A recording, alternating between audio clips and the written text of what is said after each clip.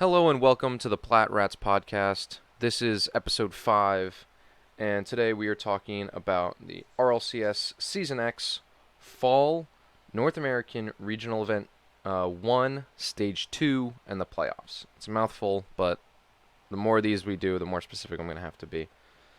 So for this past weekend, Stage 2 and the playoffs for North America.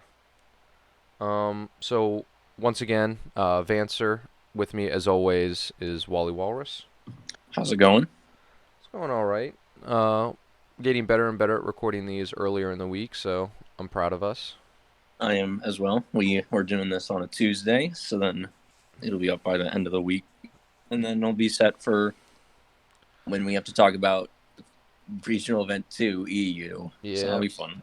It's nonstop. Oh, yeah. It's a lot to keep track of. Like it's They become like a even full-time talked thing. about that. They even talked about that with I think it was Garrett after one of their series this weekend. Yeah. They're like, bro, you're playing a lot of Rocket League. And he was like, yeah, I can tell. And I can tell. It was pretty entertaining. And they talked about how it's like they've already played like more Rocket League than they would have in an entire season. Yeah. And he was talking about how it's like we don't lose a lot. And it's hard to take these losses that are happening more and more because of when you just play more Rocket League, you're going to lose more. Yeah. Unless you're just like Space Station. Yeah, unless you're Space Station. But he was talking about how mentally it's a lot different. And it was mainly because they had a very long break between some of their games. So it's like you might be playing a lot of Rocket League, but it's like this thing, like they might start around noon on some days, and then it's like a 7-hour thing, and it's like you want to go do other things, but it's also like your job. Yeah, so you need to be around for when your game starts. You need starts, to be very important. And there's been plenty of stories of certain players, even Garrett, who I believe one of the times he was using the restroom when he was supposed to be at a game. Yeah. And then so they were just sitting there waiting for him, and he's like, I'm doing something. So occupied. So yeah, the more Rocket League is entertaining for people like us that are all interested in it, but it must be a lot tougher on them.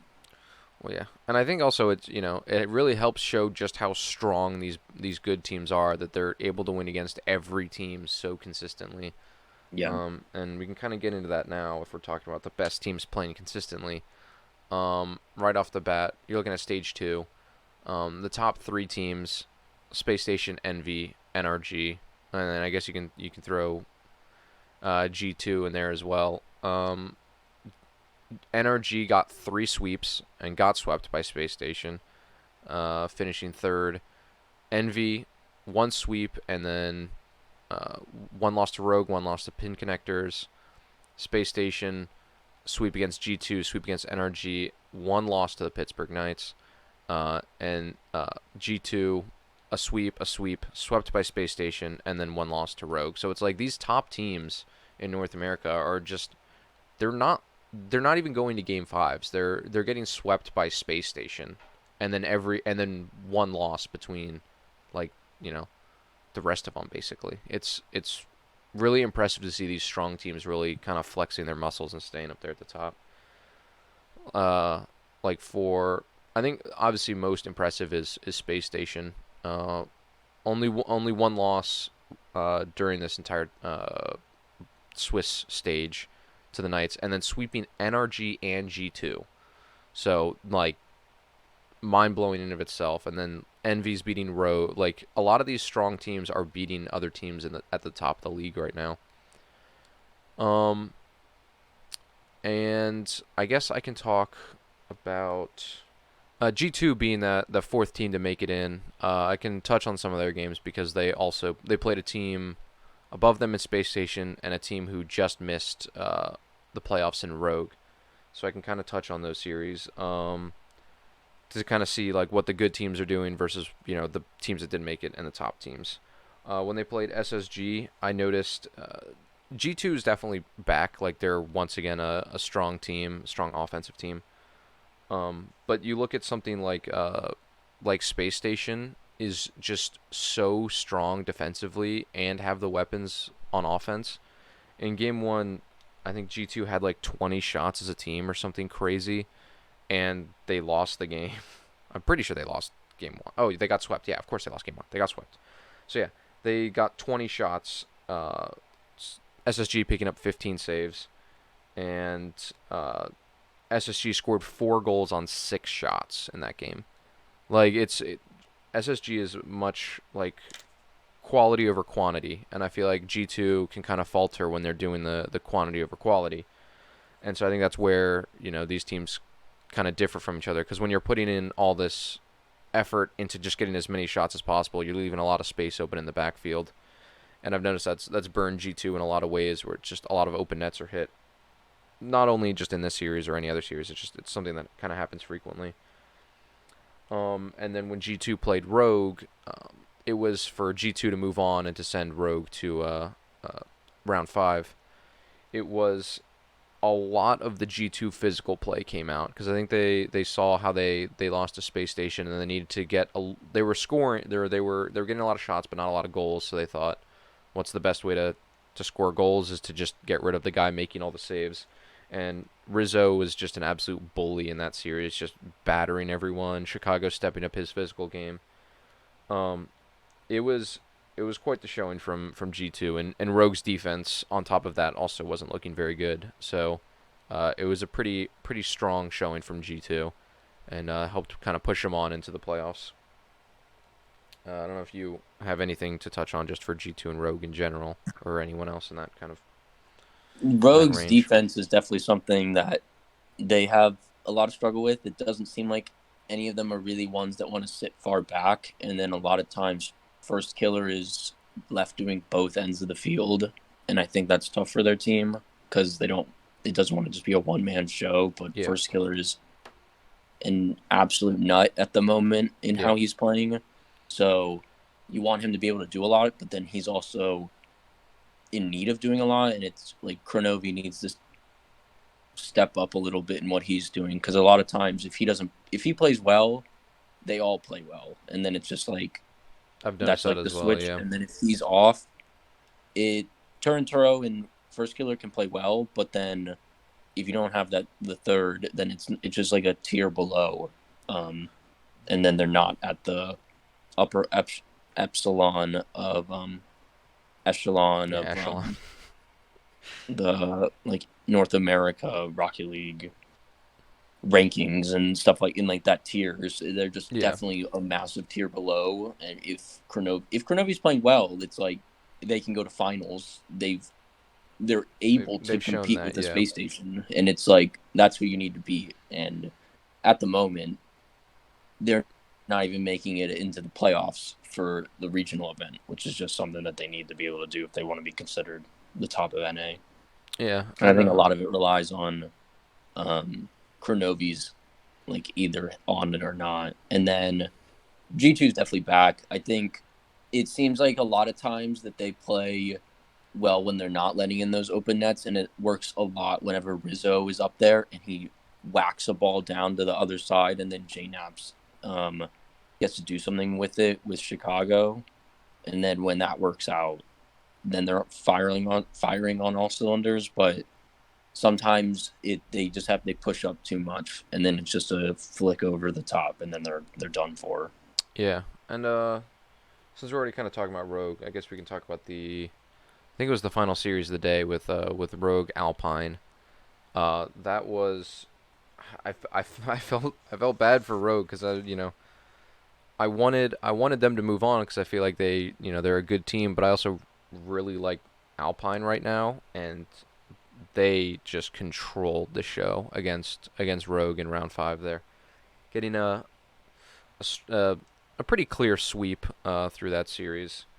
In game 1, Rogue seemed to come out hungry after getting smacked around by G2, and they really kind of set the speed, but they didn't set the play style, which I think ended up coming back to bite them. Like, they were playing fast and it looked like they were kind of controlling everything, but once Alpine just stuck to the ground, they were doing a lot of I felt like a lot of their attacks were ground based, a lot of infield passing, a lot of dribble plays, a lot of flicks, a lot of stuff like that, where it's like they were keeping the ball, on their car, and keeping first killer and turn out of the air. It made it made Alpine look really good. Um, both Yeah, I defense I think thought that's how was you playing can pretty. beat Rogue. Yeah, I think that's how you can beat. It's just like if you put something in the air or like out of your reach of your car, the speed of Turntaro and First Killer is just unmatched yeah. by a lot of players. So then they can get to eat every ball, and then if you keep it too close to you, then it's like requires a lot of challenges, and that's kind of where Kronovi kind of sets in. And then we can kind of look at game three to show like as Alpine kind of slowly turned tables because I thought Rogue was looking really good in game one. They lose it, but I was like, oh, I think if they can kind of keep going, they might be able to pull this out.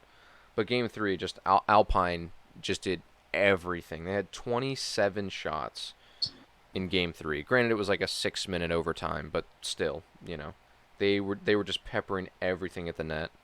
I think that game ended 4-3, and it ended with an aerial play that Turnturo actually just whiffed on, and it dropped Yeah, down, and Magic Bear just rifled one in. So it's like even kind of in the air sometimes. Like the defense for Rogue is I think their biggest issue. It was last year, and I think it is kind of again this year. Last year it was Wonder. This year I think it's just kind of their play style. Doesn't bode for great defense, I guess. But if they can clean that up, I think Rogue can once again be a super strong team. I think they just need to figure it out. And I don't know the answer honestly because I don't know if it's I don't know who if someone needs to step up defensively and play a more defensive role, or if it's the rotation or the reads. I just Rogue needs to. If Rogue can improve their defense, they'll be good. agreed. Yeah, the defense is just the number one thing that hurts them, and then playing from behind is tough for them because they like to play with the leads and they can try their infield passing. They're not. Yeah. The infield passing is still something that they're also working upon. A lot of times it'll be too slow, and then it relies a lot on First Killer doing something crazy or Turnturo doing something as equally crazy. Yeah. And I think we can move along to another round five match. I think this will be our last one for stage two. It's Kansas City versus the Knights. Kansas City Pioneers being that old flight roster, Pittsburgh Knights being the old Valence roster. So similar faces, new teams. But this was a really fun series. I love watching these. The teams I know a little less about battling for everything on the line. These are always my favorite games to watch, as I'm sure people can tell, because this is what I always end up talking about for every podcast. But I've noticed Kansas City can play really well when Rapid is running their offense or like starting the offense. He's got a lot of speed and can get a lot of really awkward touches that make it hard for the defense to know where the ball's going next. And I think he creates so much space and a distraction, and his teammates can find all the openings they need as well as any solo play. And I equally love the Pittsburgh Knights. They're very quickly becoming one of my favorite teams to watch. Rodoko was playing really well in the series.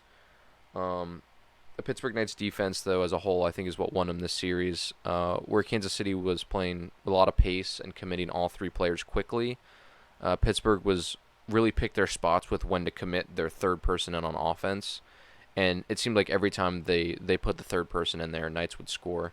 They picked their spots really well, and that's really what gave them the edge in this series. And I think that's something that a lot of teams strive for, is like finding the balance of when to put in your third man on the attack. And at least for this series, Pittsburgh Knights nailed it. And if we don't have anything else to really talk about for stage two, then we can move on to playoffs, if that's cool with you. Yeah, I think that sounds perfect. All right, so we can go to Energy Alpine. I guess is where we can start. Yeah. Energy Alpine, Alpine, you know, uh, coming in beating Rogue the day before, playing NRG, but there's just it's just such a difference in I don't know the team. There's just such a difference in skill between these two teams. NRG and Justin especially just played really strong, and Alpine just wasn't up for it. There's a lot of really strong wall play from NRG that Alpine just couldn't read or wasn't prepared for, and Justin was really flexing his muscles, showing that he's just a different animal on day threes, or like finals and playoffs. He always shows up in these big moments, and he really did in this series. Not a whole lot else to say. It was a sweep for NRG, and I think all were they were all very high scoring. Was it 5, 8, 12 goals in 3 games for NRG, and only 3 for Alpine through the whole series. So it got better as the series went on for Alpine, but it was too little, too late. That's all I really have to say about it. Yeah, the difference in just class is just Yeah. You can, even though I didn't get to see it, you can just look at the scoreline and know if Justin's playing well, then NRG's playing well. So, NV Pittsburgh Knights was a lot closer than I thought it was gonna be. I thought NV was gonna, again another top team. I thought NV was gonna make fairly quick work of Pittsburgh Knights, and they ended up doing it in 5.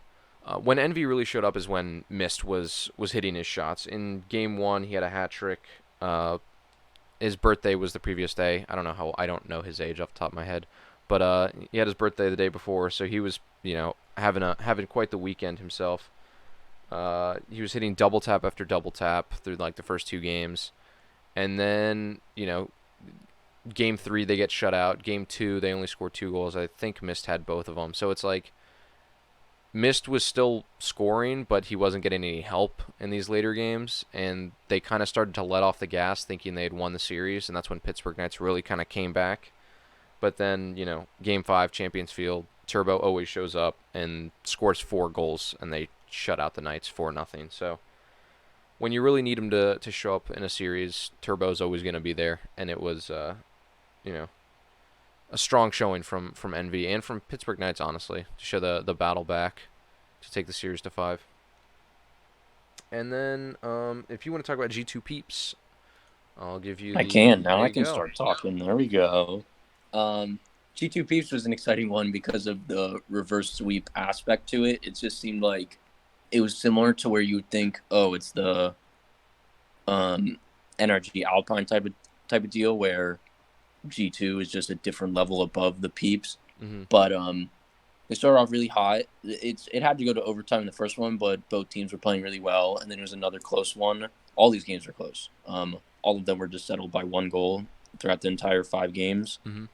And G2 was just staying strong defensively, and then it kind of just like broke open. And I think that's where the Peeps really kind of play better. And it was because I think they're a little bit quicker than how G2 plays.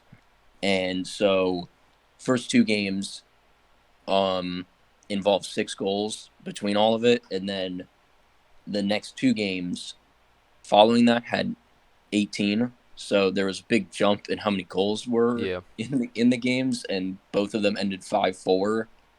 And it was just a lot of Peeps offense, and G2 can keep up because they're not bad, but how I view them is it's a lot of JNAP's offense, and then Rizzo and Chicago can lock up and then play midfield as well. But then I think the Peeps are a much more offensive-based team, and it just fed into their style. And then the final game was another slugfest, but Peeps were able to squeak in 1 goal and then that one ended up being the winner. But overall, it was just an exciting series in general. So if you want to watch one, that's a fun one. Yeah, but it was nice to just see 2 kind of contrasting styles of teams. And one's like, even though the Peeps are basically just the old Pittsburgh Knights team, they still have changes to it. So then it's still fun to see how they're linking up right now. And we know how well they were performing previously, and how it is just like them as a whole from the previous weekend that we talked about them easily making it into stage 2. So it's a lot of fun seeing them beat a powerhouse in G2. So it's it was exciting. Yeah. This series was a lot. We had a lot of different goals. There were bumps, there were demos, there were passing plays, there were solo plays, there were just team plays. Like this series had every kind of goal and then some. Every game decided by 1 game, a reverse sweep, an underdog victory. I think G2 had a hat trick from every single player on their roster. Um, it's like they all showed up. Like every single player in this series showed up to play. Um, I think where the peeps really found their. I think it kind of started each team trying to figure out how to beat out the other one. G2 really held the peeps in defensively for the first two games, and then the peeps kind of were finding their openings. Because G2 was constantly swarming three people in, they were hitting a lot of open nets and a lot of kickoff goals. And then because of that, G2, G2 kept going, but then Game 5 comes around and they're like, all right, we gotta play smart defensively because they're scoring a lot of these open nets and a lot of kickoff goals. And because of that, they weren't shooting as much, which meant they weren't scoring as much. So Game 5 was just such a contrast in scoring because both teams were trying to be careful because they knew the other team knew how to score on them. So it was some sloppy defense from G2, kind of early, but they definitely cleaned it up, and it was just fun. There was so much about this, and in the previous series after the NV Pittsburgh Knights series, they're having an interview with Atomic, and he called it. He was saying peeps in 5 and not sleep on the peeps, and they did not disappoint. It was a really fun series to watch. And the fact that the peeps were able to do it in G2 fashion, where they just outscored them, at least through through games 4 and 5, like they beat G2 at their own game, and it was a lot. It was just fun. It was so much fun to watch.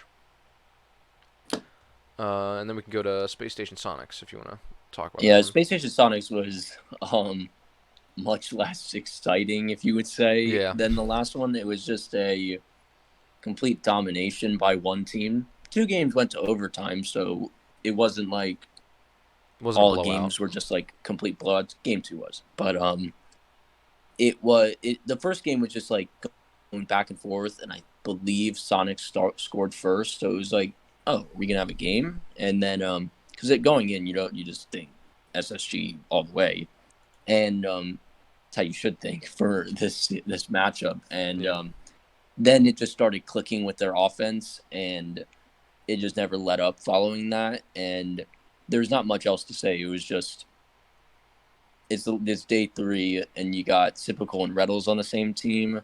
You're gonna do pretty well, and then you've got Arsenal there as well, just being able to bump and demo anyone, and that's how a lot of goals are happening. It's just Arsenal knock it over. A lot of this series was a lot of corners. Like a lot of those corner passes in, it was just like SSG, and a lot of times it was Arsenal bringing it up out of their defensive end from the midfield, drive into the corner, tap it into the center. Arsenal gets a bump, easy goal for Reddles or Typical. It basically was just that on repeat, and Sonics just sat there and took it. And in those situations, you got to come out of net and you got to go challenge that man and hope that the ball does not just end up in the front of the net. And they just were like, we'll just let the pass come in, and they were not. I don't know how you're not ready for Arsenal just come in and demo you or bump you completely out of the play. Reddles is he doesn't. I think he doesn't. It doesn't get talked about as much because Reddles has so much upside as well, but he is also a very obnoxious player. And I think even in this series, Typical started to get in on the act. They all just all 3 of them were bumping. It was crazy. I remember the first game, it was Arsenal doing at least one of them, and then it was just like he's just probably in the comms being like, just take it to the corner and bump him. And then they're like, okay, and then they scored most of their goals that way. There's some other different types, but most of them were a lot of bumps and demos for goals. For other than that, it was just basically SSG showing their class and getting their 3rd sweep of the day. Yeah, and I got not much else to say about that. If you want to move on to the NV, we can move straight into another sweep of NRG NV. Yep. This one was a bit different. It's this battle is just so confusing to me because it sometimes seems like Envy's like Turbo's got the number, and then we just talked about how Mist was playing well, and then they play NRG and Envy didn't score until the 3rd game. They scored 1 goal this entire series. I think it all comes down to Justin. it was just like Justin played very well, and they just were not stopped. And it really Envy was just non-existent those first two games. They barely came alive in the game 3, and then they played much better defense in game 4. They were locking them down, and it was just that they could not score. And there were a couple of insane saves by NRG in game 4, I believe, and you can't wait 3.5 games to start playing well against NRG. You need to be hitting on all cylinders right off the bat. Yeah. And especially when Justin is playing that well. So there was just, again, this one wasn't much to talk about. It was just NRG was there playing, and Envy was kind of just sitting there. And then they were like, oh, we're in a series. And then it's like, oh, the series is done. We can go home. So that's all that really happened. It was just Justin playing well, Envy not playing well. And it wasn't even just Justin. All of NRG was just actually playing the game. Yeah. So that's basically all I have to say for that one. I mean, the tempo was definitely set by Justin. Game 1 was 4-0. He had 4 goals. And that 4-0 first game reflects the series score of 4-0.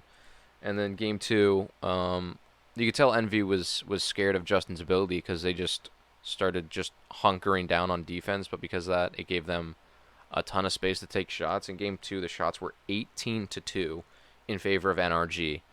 It's like, sure, they won 1-0, so it's like, oh, the game looks a little bit closer, but like 18-2. Like, if you score 100% of your shots, you're beating them by 1, and they're going 1 for 18. Like, it's NRG was so strong that game as well, and it's just like it kept going. If you only score 1 goal in a 4-game series, that's not a good sign. It doesn't sound good. But then moving from that, we can talk about Space Station Peeps, and this series was a ton of fun. Oh yeah. I didn't get to catch the first 4 games because I was getting food. So if you want to talk about those, I could finish up the end of the series. Yeah, I can. Yeah. I think a lot of Peeps goals in this series were very similar to the ones against G2 in the series prior.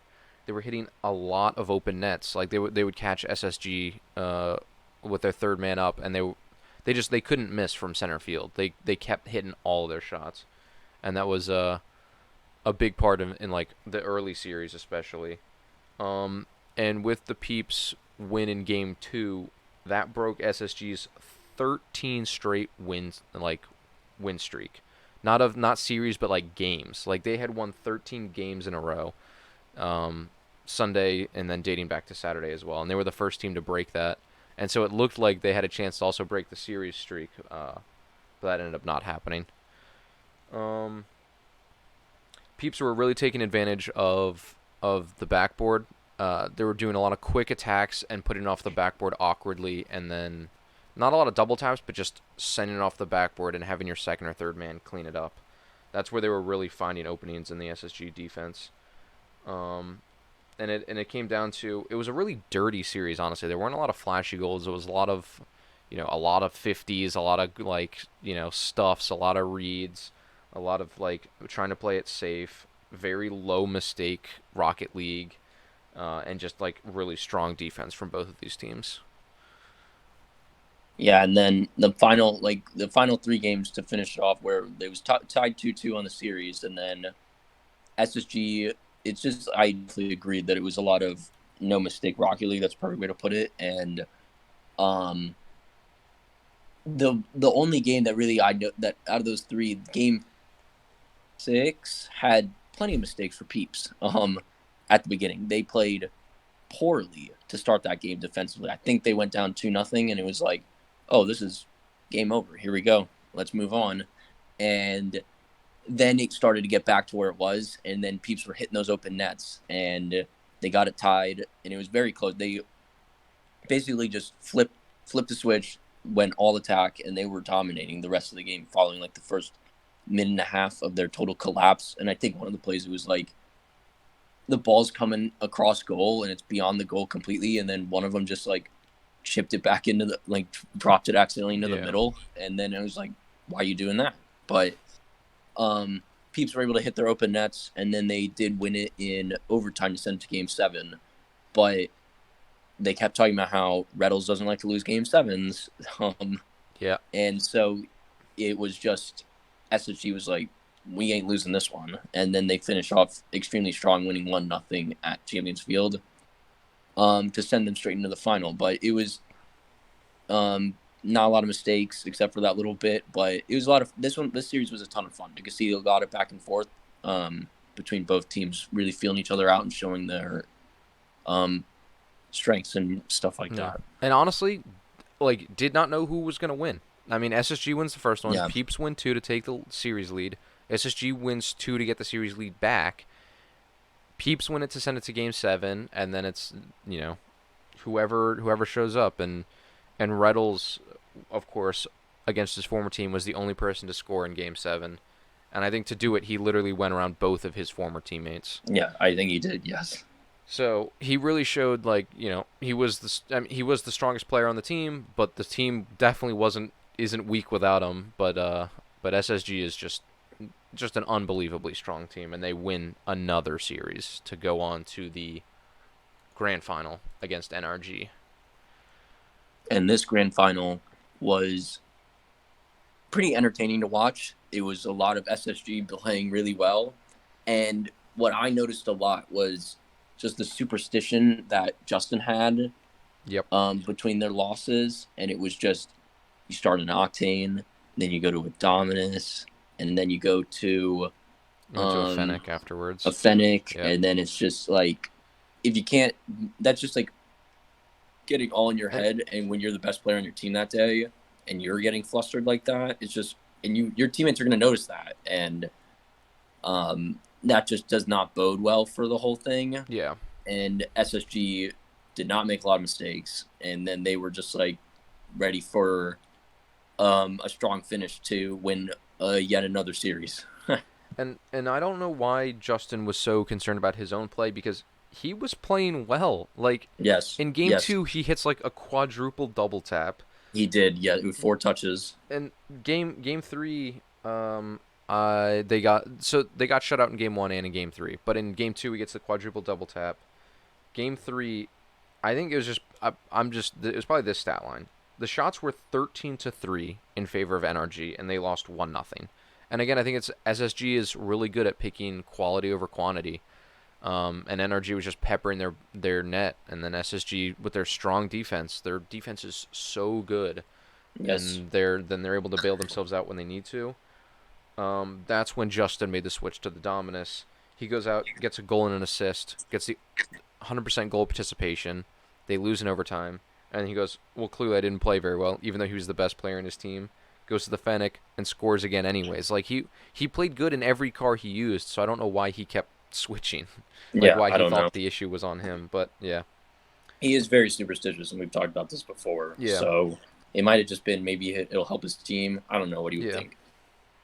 I sometimes, when I play Rocket League, it's like maybe it's the car, and then I switch it for that night, and then it's like, nah, I like the Octane, and then I go back to the Octane the next day. Well, that's basically what happens. It'll be like, I'll come in, we'll be playing or something. I'm like, I'm gonna join the Fennec gang tonight. And you're like, okay. Yeah, welcome aboard. And I play for a little bit, and then I'm like, this car doesn't look cool. And I go back to the Octane. Yeah, we can also talk about Reddles in Game 1 was really strong coming off his Game 7 against the Peeps, because I think they played back to back. So they went from the Peep series right into the NRG series, so they were all warmed up, and I think that really showed, because they came out strong in Game 1, and again kind of set the mood, as they win Game 1 and then win the series 2 in overtime. So it could have gone to NRG as well as SSG played, but both overtime games ended in 13 and in 14 seconds. But it's like, if NRG wins those 2 overtimes instead of SSG, suddenly you're looking at a 3-2 series lead for NRG going into Game 6. But, that's not the way it falls. SSG winning it all with their strong defense, amazing solo plays, their bump plays, their demo. I think what SSG is so good at is their versatility. They can play any style they want to. They can make passes. They can do literally whatever they want, and I think that's what makes them so dangerous, because you don't know what SSG you're gonna get. You could get the You're gonna get Retals the one pop that's off. gonna You can get beat the you. Sypical That's what pop you're gonna off. You get. can get the Arsenal pop off. You can get one of them bumping and demoing. You can get all three of them bumping and demoing. Like they can all do. They're all very similar players, and because of that, you don't know who's gonna do what. And with that series win against NRG, that makes 19 straight series wins for SSG. Just an absolute dominant showing. Like Yeah. it's not even fair. No, Do you have anything else to say for that series? not really. It was Okay. just SSG being SSG at the moment. Yeah, they were crazy. So Yeah. yeah, I think that's all we have for the regional. I guess we can talk about the grid now. We'll talk about North America first. And again, we don't follow the grid as closely. We watch it, but we don't have a lot of opinions on it. More so just to kind of discuss kind of where teams landed. And very similar to this one, Space Station NRG in the final, and Space Station wins it. A lot of similar teams up there as well, with Envy making the playoffs, Peeps making the playoffs, G2. A lot of strong teams, and Space Station won it all. I don't know if you have anything to say about it. That's basically it, Yeah, because I it's don't just remember. like you can just see who they beat, and this is still in their big long streak. But they play Pittsburgh Knights, not a bad team, strong team right off the bat. Move right into Alpine, who made the playoffs for the regional event. Yep. Beat them. Then you play G2, sweep them. Then you play Rogue, and I believe it was almost a reverse sweep. They won the final three game. Yeah. That was a tough one to watch. And then beat NRG. And So in NRG, basically reverse sweep as well. They lost the first two and then won the next four. Yeah. So they're not the only team that they didn't really play was Envy. And that's because they lost to Rogue in game 5 in the quarters. So it's just who they're beating is, it's not like they're getting the easy game either. They're beating high quality opponents handily, and they're doing it and consistently. So good on them. They are the top of the world, to be honest, right now. Yeah, like you look at their run through the grid for week 3, and it's like you said, they beat the Knights, who made the playoffs. They beat Alpine, who made the playoffs. They beat G2, who made the playoffs for regionals. I'm talking about, obviously. They beat Rogue, who just missed it, but beat Envy, who made the playoffs. And they beat NRG, who was in the grand final, who beat the Sonics, who were in the playoffs. So they're constantly beating strong teams that are playing well because they're beating other strong teams. Like they're not. And NRG beat the Peeps, who are also in the playoffs. So. Also true. Yeah, literally. Yeah, they. It was crazy. Yeah, that's all I really have to say about that. I'm gonna look at see kind of who went out early real quick. Omelet went out pretty early. Version 1 went out very early, and that was kind of concerning to see. They have not been on top of their game. They've been slowly looking better. It's weird because they look really strong, but then still don't win series, and I don't know what it is exactly. I think they still are just trying to find like their flow, and once they kind of find a play style that works with the three of those players, I think they're gonna be. I think they'll be good again. I don't know like how good, but every time I watch them play, I feel like they're not playing bad. They just can't seem to win. So I don't know. I'm excited to see kind of how that team progresses, though, considering teams like Space Station and NRG and Sonics and Rogue and Envy were all the other teams that made roster moves. Peeps as well made roster moves. It seems like version 1 is the only team that hasn't really improved since their roster change. Yeah, I guess we can touch on EU for week 3 of the grid as well. This one I watched far more of. Still don't remember a lot of it.